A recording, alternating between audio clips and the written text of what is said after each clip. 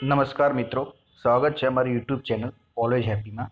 મિત્રો, સામાજિક વિજ્ઞાનના 6 થી 8ના જે મહત્ત્વના પ્રશ્નો છે તેનો આ અમારો ત્રીજો પાર્ટ છે, એટલે કે ત્રીજો વિડીયો છે. મિત્રો, આગળના બે વિડીયો જોવા માંગતા હોય તો ડિસ્ક્રિપ્શન લિંકમાં તમને એ વિડીયો મળી જશે. મિત્રો, આ પ્રશ્નો તમને આવનારી ટેટ, ટાટ, તલાટી, બિન સચિવાલય કે કોઈ પણ વર્ગ 3ની પરીક્ષામાં બહુ ઉપયોગી થશે. તો મિત્રો, જો તમે અમારી ચેનલ ઉપર નવા હોય તો પ્લીઝ ચેનલને સબસ્ક્રાઇબ કરી દેજો અને બેલ આઇકોનને પણ દબાવી દેજો, જેથી આવનાર હરેક વિડીયોની નોટિફિકેશન સૌપ્રથમ આપને મળી રહે. તો ચલો મિત્રો, જોઈએ સામાજિક વિજ્ઞાનના 6 થી 8ના મહત્વના પ્રશ્નો.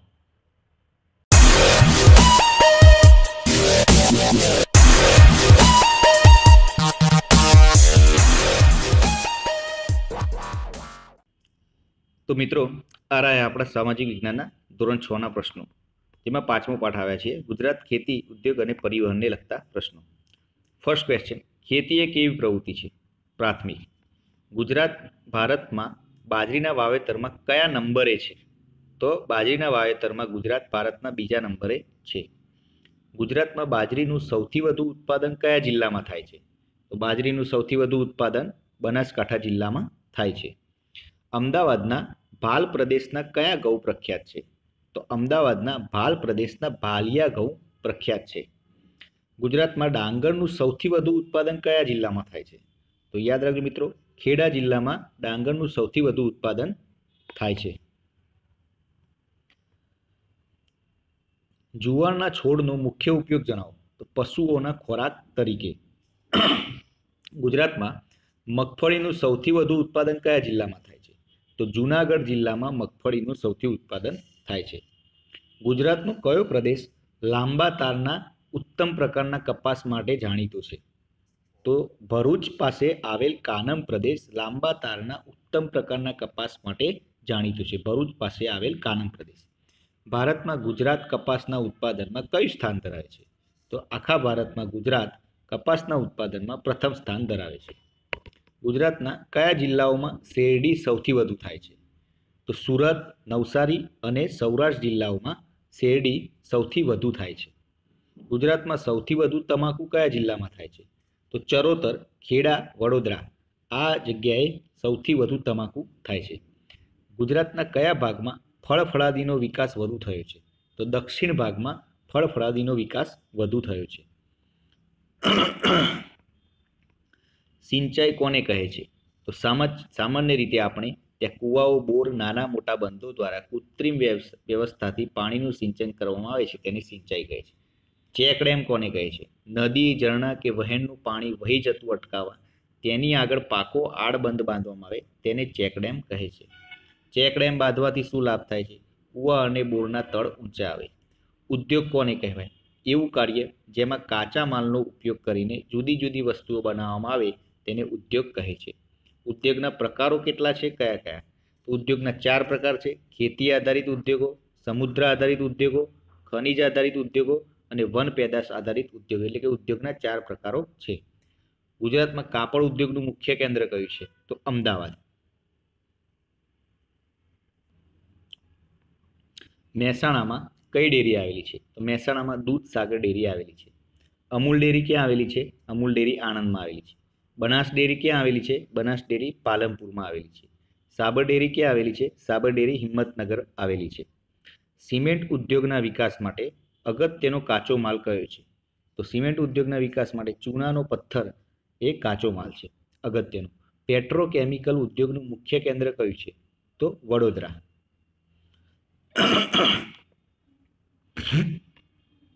ગુજરાતમાં રિફાઇનરી ક્યાં આવેલી છે?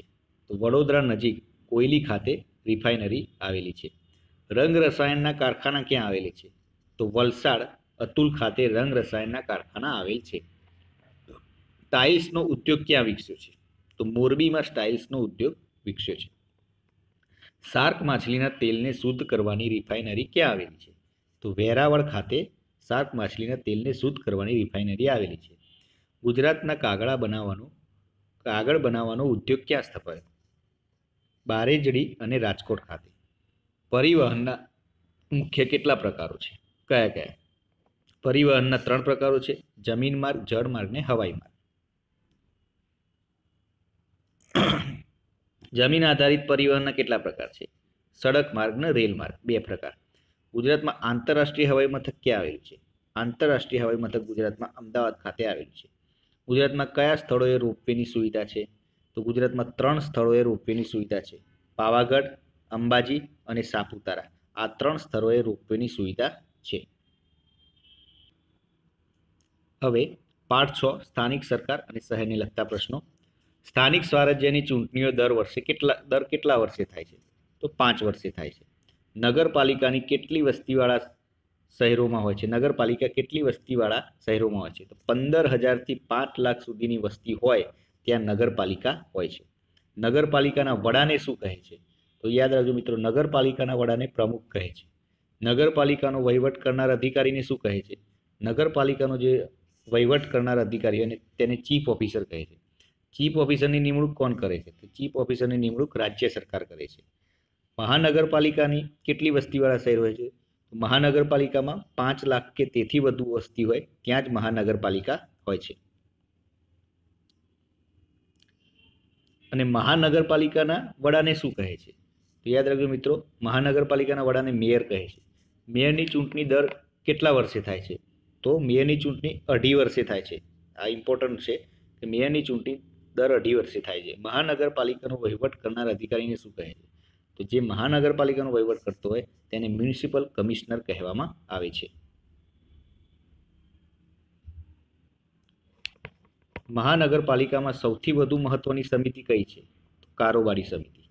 સ્થાનિક સ્વરાજ્યના કાર્યોને કેટલા વિભાગમાં વહેંચી શકાય? કયા કયા? તો સ્થાનિક સ્વરાજ્યના કાર્યોને 2 વિભાગમાં વહેંચી શકાય, ફરજિયાત કાર્યો અને મરજિયાત કાર્યો. તો મિત્રો, આ હતો આપણા આજના પ્રશ્નો. તો મિત્રો, વિડીયો પસંદ આવ્યો તો લાઈક કરજો, કોમેન્ટ પણ કરજો અને હા, ચેનલને સબસ્ક્રાઈબ પણ કરી દેજો. તો ચલો મિત્રો, હવે કાલે નવા વિડીયો સાથે મળીશું. જય હિન્દ, જય ભારત.